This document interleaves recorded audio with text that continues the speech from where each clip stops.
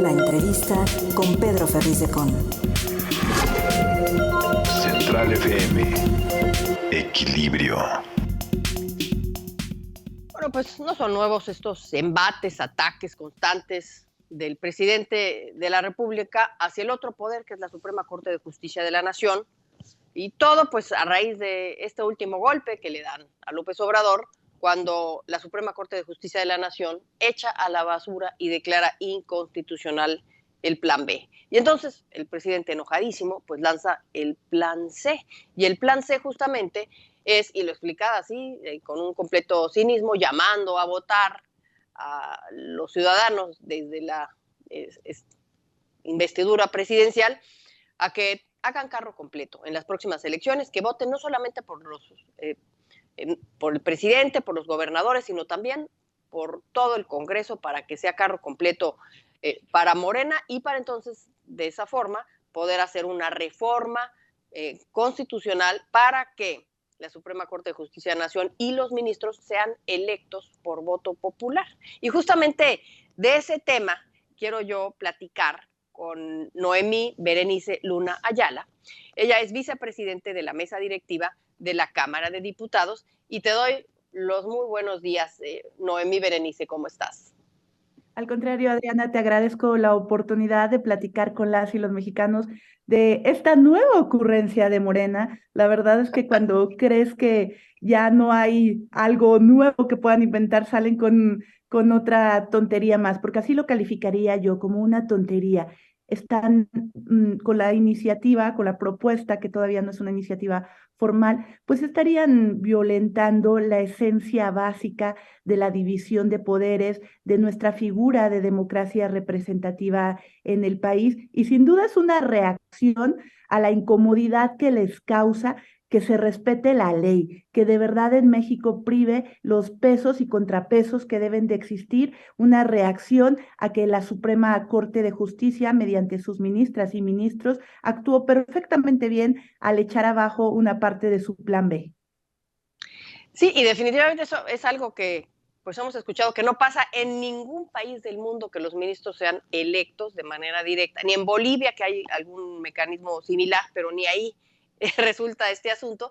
Y bueno, ¿cómo ves esto de que ahora, pues, obviamente esta locura o como dijiste, una ocurrencia, como lo es realmente la del presidente López Obrador, de hacer esto por votación, pues recibió el apoyo de los 22 gobernadores de todo el país en una carta abierta donde apoyan esta propuesta? Y ayer escuchábamos, y eso también quiero preguntarte, al coordinador de Morena, Ignacio Mier, donde resulta que ahora va a ser una consulta popular para preguntarle a la gente si quieren que sean electos por voto popular los ministros de la Corte. ¿Qué opinas? Respecto a las consultas populares, bueno, en Acción Nacional siempre hemos estado a favor de las herramientas democráticas, siempre y cuando sean esto. Y lo que ha sucedido en lo que va del sexenio de Andrés Manuel López Obrador es que se transfiguran, se echan a perder las figuras democráticas en aras de seguir alimentando la egolatría, la visión unipersonal del presidente de la República. Y lo vimos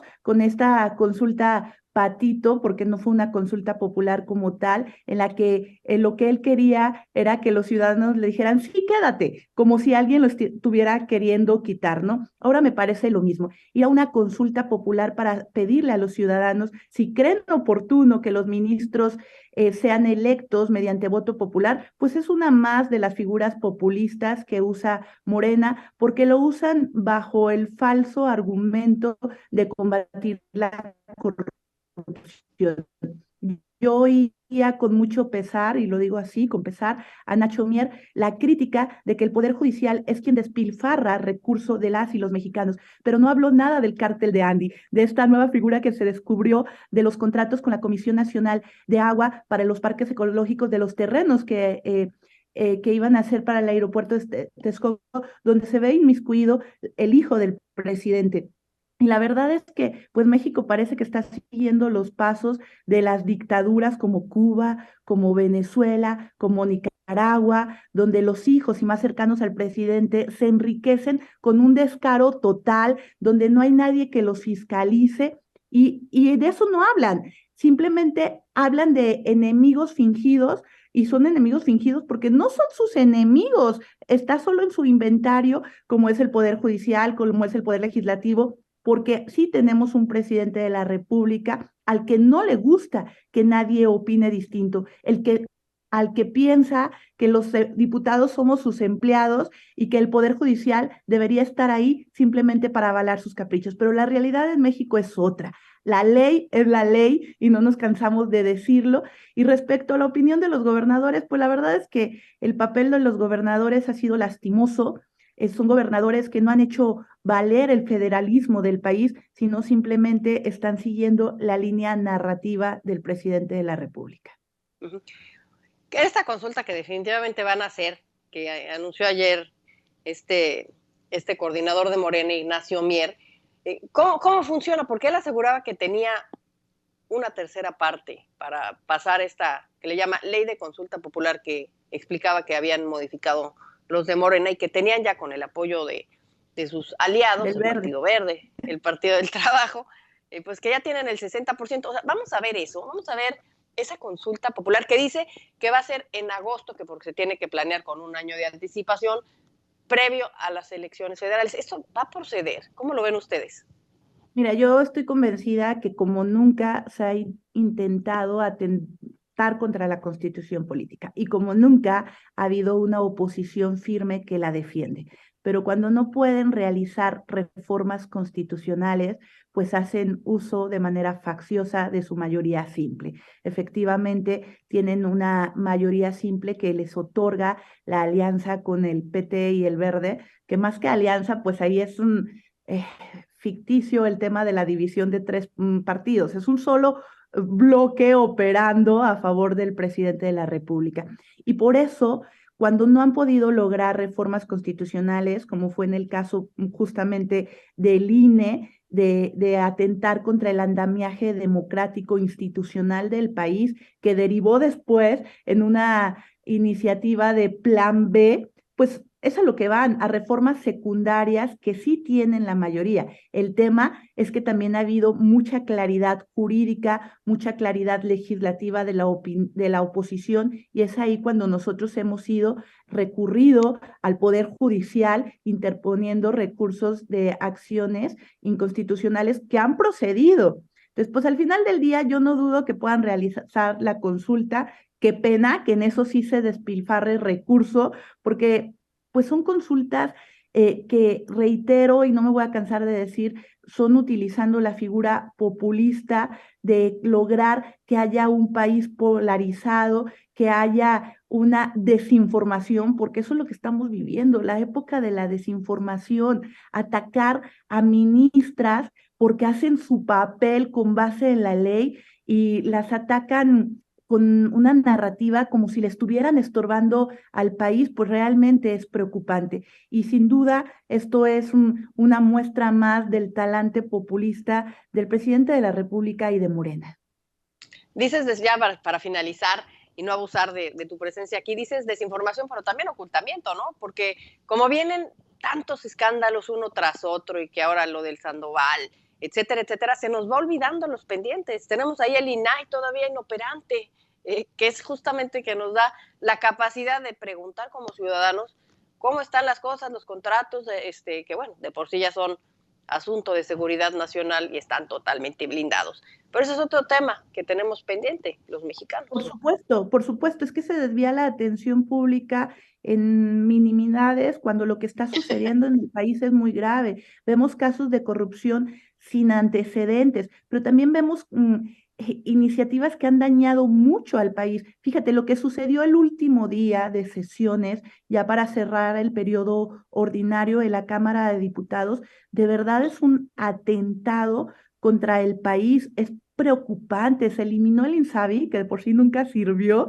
y se sustituyó con IMSS Bienestar, y de esto no hablan que se logró que se aprobara una iniciativa para militarizar el espacio aéreo, no hablan de que se le quitó el ingreso al turismo para llevar todo este ingreso otra vez a sus megaobras, se extinguió Financiera Rural. En tema de ciencia y tecnología se legisló al vapor una barbaridad. La verdad es que fueron 23 iniciativas que se pasaron sin ningún análisis. Es decir, hasta se violentó el proceso legislativo porque no pasaron por comisiones. Traían una prisa por sacarla que yo estoy absolutamente segura que el 80% de los legisladores de Morena, del Verde y del PT ni siquiera supieron que votaron. O sea, simplemente siguieron la orden del Palacio del Ejecutivo, como lo han hecho siempre, pero saco esto a colación porque tú tienes toda la razón. Se desvía la atención